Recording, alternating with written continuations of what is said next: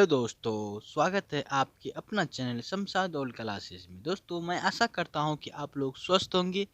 ऐसे दोस्तों स्वस्थ रहिए, मस्त रहिए और मन लगा के पढ़ते रहिए। दोस्तों आज मैं क्लास तो 10th का हिस्ट्री, जिसका नाम है दोस्तों यूरोप में राष्ट्रवाद, ये चैप्टर नंबर 1 है दोस्तों। इसका जो है दोस्तों आज लघु उत्तरीय प्रश्न को जानेंगे दोस्तों। 4 लघु उत्तरीय प्रश्न जो होते हैं दोस्तों वो है राष्ट्रवाद क्या है, मेजनी कौन था, जर्मनी के एकीकरण की बाधाएं क्या थी, मेटरनिक युग क्या है दोस्तों। इसके बारे में दोस्तों आज पूरी गहराई समझेंगे। और दोस्तों ये क्वेश्चन बार बार परीक्षा में पूछे जाते हैं दोस्तों, तो आप सही से देखिए दोस्तों इसको और स्क्रीनशॉट लेते जाइए दोस्तों। चलिए दोस्तों शुरू करते हैं मज़ेदार वीडियो को शानदार तरीके से। तो दोस्तों पहला क्वेश्चन जो लिखा है दोस्तों, लिखा है राष्ट्रवाद क्या है। दोस्तों इसके बारे में सही समझते हैं दोस्तों। राष्ट्रवाद राष्ट्र के प्रति और लगों का एक भावना है जो किसी विशेष भौगोलिक, संस्कृति या सामाजिक क्षेत्र में रहने वाले लोगों के बीच एकता की भावना को ही राष्ट्रवाद कहा जाता है। दोस्तों किसी भी क्षेत्र में रहने वाले लोग के बीच जो प्रेम, एकता रहते हैं, भाईचारा रहते हैं, एक दूसरे को मदद करते हैं, एक दूसरे को देखते हैं, एक दूसरे के प्रति प्रेम भावना रखते हैं, उसी को दोस्तों राष्ट्रवाद कहते हैं।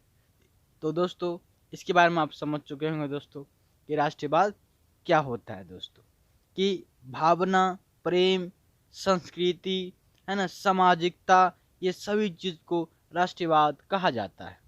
उसके बाद लिखा है दोस्तों मेजनी कौन था। दोस्तों मेजनी कौन था, ये भी क्वेश्चन बार बार पूछे जाते हैं परीक्षा में दोस्तों। इसको भी चलिए आज समझते हैं। मेजनी इटली का एक साहित्यकार थे। मेजनी इटली का एक साहित्यकार थे। इनका जन्म 1805 ईस्वी में हुआ था। जो गणतांत्रिक विचारों का समर्थक था और योग्य सेनापति था। इटली के एकीकरण में मेजनी का महत्वपूर्ण योगदान था। मेजनी में व्यवहारिक गुण कम और आदर्शवादी गुण ज़्यादा था। दोस्तों मेजनी का जन्म जो है दोस्तों 1805 ईस्वी में हुआ। ये व्यक्ति जो था गणतंत्रवादी था दोस्तों, गणतंत्रवादी का समर्थक था। और मेजनी जो था इटली के एकीकरण में बहुत ही अच्छी भूमिका निभाई थी दोस्तों। और ये जो था इनमें व्यवहारिक गुण कम था और आदर्शवादी गुण ज़्यादा था दोस्तों। दूसरे को देखना, दूसरे को सब चीज़ करना, है ना।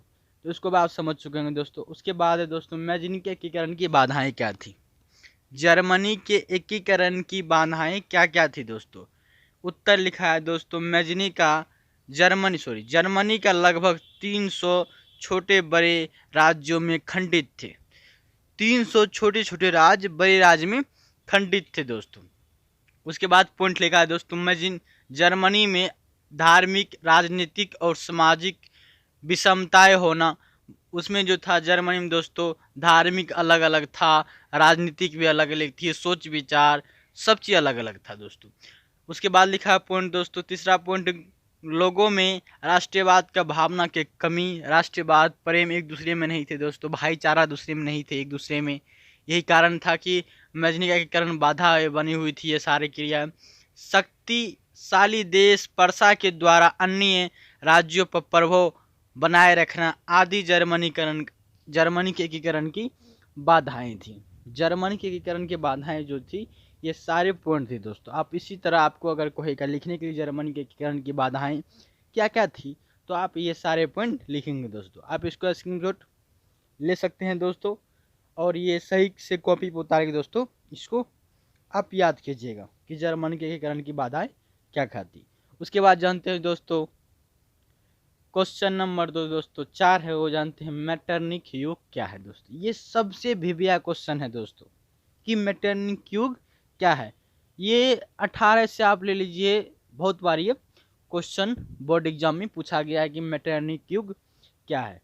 तो चलिए दोस्तों इसके बारे में भी जानते हैं। आप इसको उतार के दोस्तों सही से याद कीजिएगा, है ना। और ये लिखने का प्रैक्टिस कीजिएगा दोस्तों। चलिए दोस्तों, आज लिखने पढ़ने से कोई ज़रूरत नहीं, आज सही से आपको समझा देते हैं। आप देख लीजिए मेटरनिक युग क्या है।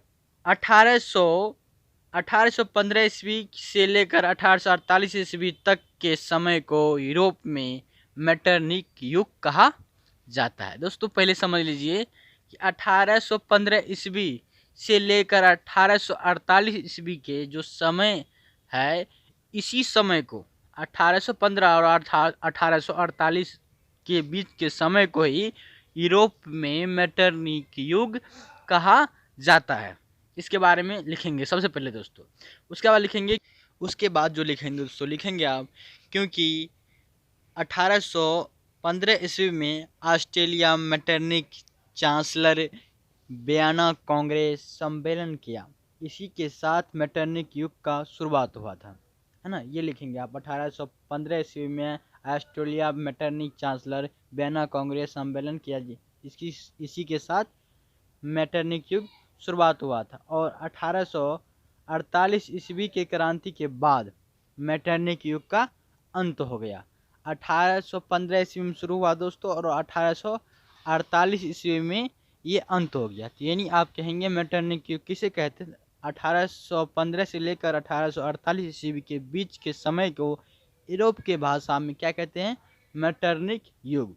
यहाँ नोट करने वाली एक बात है दोस्तों, वो है मेटरनिक युग 1815 से लेकर 1848 ईस्वी तक चला था, क्योंकि 18 ईस्वी में चला और 1848 ईस्वी में दोस्तों क्रांति के बाद ये अंत हो गया। दोस्तों सारे क्वेश्चन को आप समझ चुके होंगे दोस्तों। अगर नहीं समझे सारे स्कीम शॉट ले लीजिए दोस्तों और सारे क्वेश्चन को तार को याद कीजिएगा। चलिए दोस्तों, मिलते हैं अगले वीडियो के साथ, अगले सोच के साथ। तब तक के लिए दोस्तों जय हिंद।